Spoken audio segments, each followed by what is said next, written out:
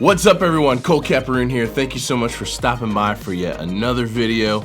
Truly appreciate you all being here. Today we're gonna go over 5 ways that you can make your productions better. I've been doing this music thing 18 years. I'm a producer, I'm a mix engineer, I'm a session guitarist, I do some mastering and I do some artist development. This is my studio here in Nashville, Tennessee. I've charted top 40 on the Billboard Rock chart. I've had a bunch of #1s on iTunes and Amazon and other radio charts. And so everything that I'm gonna talk about in this video is stuff that I've learned over the past 18 years and stuff that I incorporate in my music and in my productions. And this is coming from a place of actual success, successful music that's charted on big charts. And so now you know that I'm not just some dude making a YouTube video that has no experience and no success trying to tell you what to do with your music. I want you all to be successful, and these are some of the things that have helped me get to where I am, and these are some of the things that I put into all of my productions. All right, so the first thing I want to talk about is lack of commitment within the production. I get tracks to mix all the time from producers all over the place, and they'll be like, 10 different vocals and they're not real sure which one's gonna be the right thing, or they'll send me a bunch of DI guitar tracks because they're not 100% sure the guitar tone they got going on is the right one. I see this stuff a lot in this modern age of DAWs, of DAWs with unlimited track counts basically. It's easy to not commit and to just try everything and then to keep all of the options. And so one of the things that I think is super important is to commit, is to make a decision, commit it, and move on. Doing this over and over and over is gonna help you learn what to do and what not to do. But if you don't ever commit, it's really hard to actually know what to do and what not to do because you haven't worked your way through the process enough times to learn what to do and what not to do. The second thing is actually finishing things. I believe that one of the most important parts of the process in growing to be a successful engineer, a successful producer, a successful mix engineer is working through the process from start to finish. I think it's really important that you finish things and that you release them, and then you have time to reflect on them later. And later, when you reflect on things that have been done and have been released, you can really be like, I kind of wish I would have done that a little differently, or I could have done that a little better. But really, if you don't ever finish it and release it and get some separation from it, from which to look at it from a distance, it's really hard to be self-analytical enough to know exactly what you could have done better or different. And so I think working through this process from beginning to end and finishing things and releasing things and then doing that over and over and over and over and over the years and over tens or dozens or hundreds or thousands of productions, you eventually learn a lot. And so this kind of helps know what to do and what not to do, and I think it's super important that you finish things and get them out and then reflect on them later. And I think even in the process, make notes, like if you're tracking drums, and make notes of exactly what microphones and preamps and where the microphones were positioned. Take pictures of all the things that you do. And then when you're reflecting down the road and you're like, that snare drum could have sounded a little bit better, you can actually go back and look at exactly what it is that you did on that snare drum throughout whatever part of the process you were involved in, and then hopefully you can tweak that the next time you're tracking drums and do that process again, and then the next time you're tracking drums. I'm just using drums as an example, but you do this process over and over and over where you analyze, you review what it is that you do, and then you try to make a game plan for what you're going to try next time. And you do this over and over and over, and eventually it will get to a place where you've experimented a lot and you know exactly what to do in every situation, and that's really important, I think. Number 3 is not using the tools at your disposal to their absolute fullest potential. I think it's super important for every plugin, every microphone, every piece of hardware, every piece of gear that you're going to use within your music productions or mixes or whatever it is that you're doing. It's really important to know exactly the strengths and the weaknesses of every single thing that you're using. Over time, you learn these strengths and weaknesses, and it really helps you dial in and know what tools to use for what specific tasks. You can't possibly know the strengths and weaknesses of 2,000 plugins in your first year doing this. And so I think that limitations are actually really good, kind of like what we were talking about with track count. I think limitations are really good, and it really forces you to learn the ins and the outs of every single piece of gear. And once you do that, it's much easier to make really great sounding music. All right, the fourth thing is the acoustic treatment in your room and the monitoring system or headphones that you're on. Most of you that are watching this are going to be home studio engineers. In order for you to dial in sounds that are really great sounding, you have to be able to accurately hear what's happening. This is more so for the analyzing of audio than it is for actually recording in the room, although acoustic treatment is really important for recording within your room. If you can't accurately hear what it is that you're working with, if you can't accurately hear what it is that you're mixing, it's really hard to make the appropriate decisions for how to tweak it and how to refine it to be something really great. And so in my opinion, acoustic treatment is really, really important. Google acoustic treatment first reflection points. And if you can just get that done on your room with broadband absorption, not foam, like real broadband absorption that goes from like 100 hertz to like 20K, if you can get that done in your room, it'll make a massive difference for how accurately you can hear what's happening within your music when you're sitting in front of your monitors. Your monitors are also important, but acoustic treatment is really, really super important. And then the other benefit of this, if you're all in a room studio in your home or wherever it is that you're making music, is then you have a better sounding room now for which to record stuff in, whether it's vocals or acoustic guitar or whatever it is that you're doing. So get some acoustic treatment. I really can't stress that one enough. Okay, the fifth thing is dynamics, and kind of this yin-yang thing that happens within most areas of life, but specifically this happens within music. In order for something to be big, something else has to be small.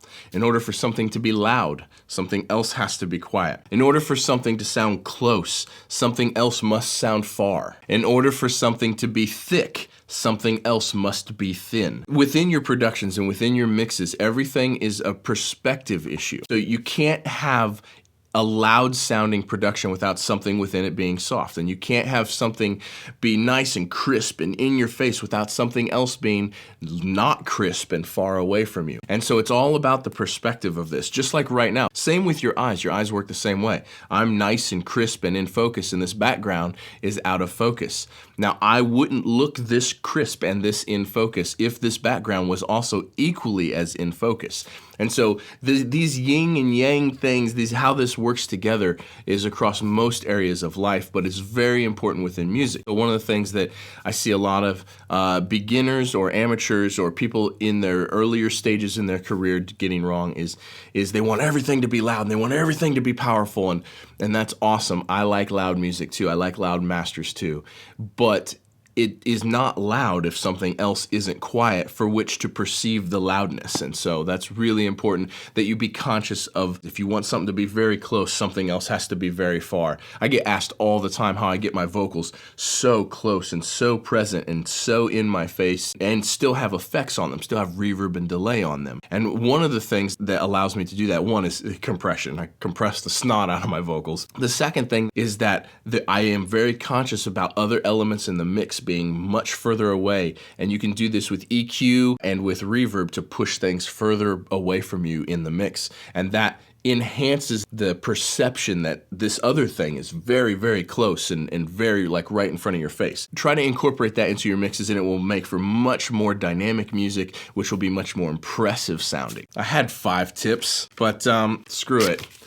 We're gonna just keep on going.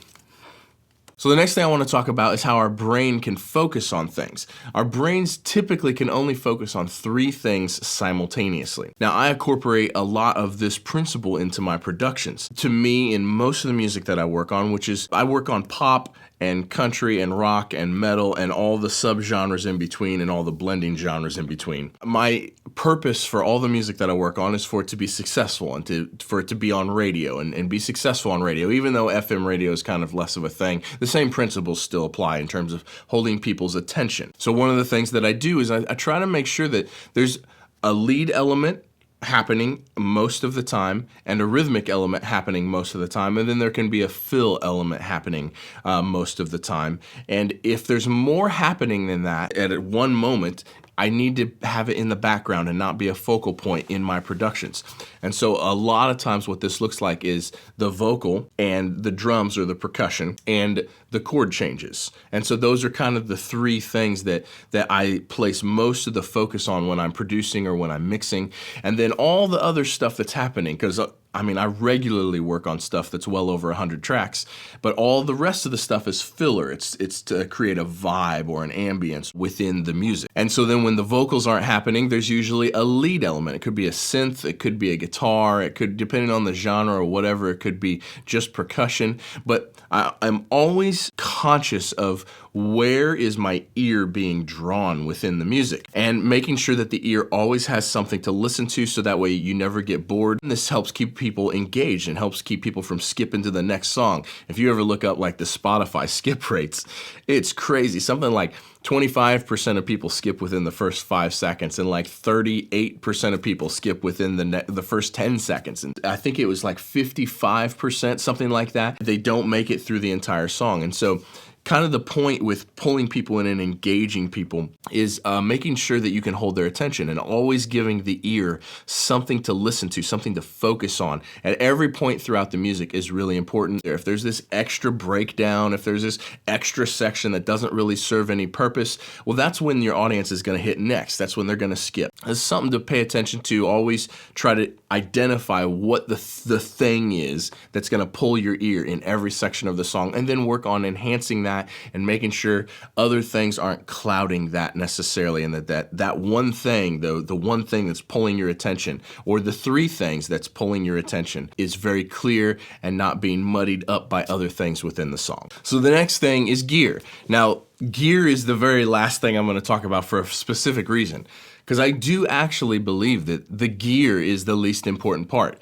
Now, having said that, I'm a total gear junkie. I mean, I have lots of gear, and I've handpicked these pieces of gear to accomplish very specific things within my music and within my productions and mixes. I would be a hypocrite if I said gear actually doesn't matter, because I actually really believe that gear does matter. However, I do believe it's the least important part of the equation, and what you do with the gear that you have is the most important part of the equation. I like to say a lot of times that moving a microphone 1 inch, that's arguably a bigger difference in sound than changing the microphone to a different microphone altogether. Becoming a proficient engineer and being able to engineer things appropriately and identify where to mic things up and the position of the microphone and your gain staging on your preamps and all of that stuff, that's arguably more important than whatever the gear is that you're using. Especially nowadays, there's so much great gear that's affordable, but I do think that gear matters. And so when I'm talking earlier about having restrictions and knowing every piece of gear that you have and its specific strengths and weaknesses,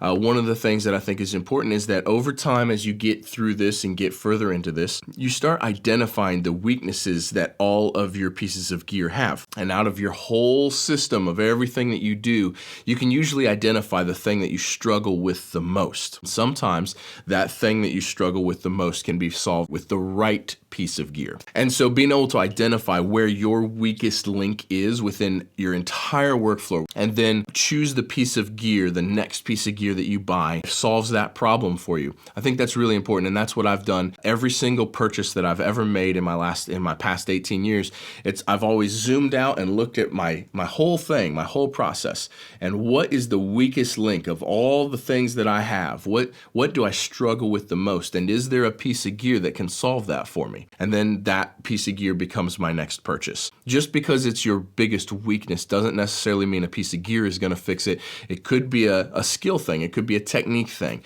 It could be a room thing. That's how I choose my gear, and that's how I've landed where I currently am with the pieces of gear that I have. Every single piece of gear in this room has been very specifically handpicked to solve a problem for me. That hopefully helps you work further into purchase decisions and helps you identify what the problems that you have. But again, I can't stress this enough. Know every piece of gear that you have its strengths and weaknesses, know it inside and out. Super important. I know most people watching this video have not subscribed yet, so if you're one of those people, I would love it. It would seriously mean the world to me if you would subscribe and hit the bell icon next to the subscribe tab. It would be awesome. Give me a thumbs up if you learned something on this video, and drop me a comment if you have something to add, or if you learned something from this video. I would love to hear from you. Don't forget to hit up my website, coltcapperrune.com. Hit me up on Instagram at Colt Capperrune. Hit me up on Facebook. Just everything's Colt Capperrune. I don't know. Google me. Thank you guys so much for hanging out all the way to the end. I love each and every one of you. We'll talk soon.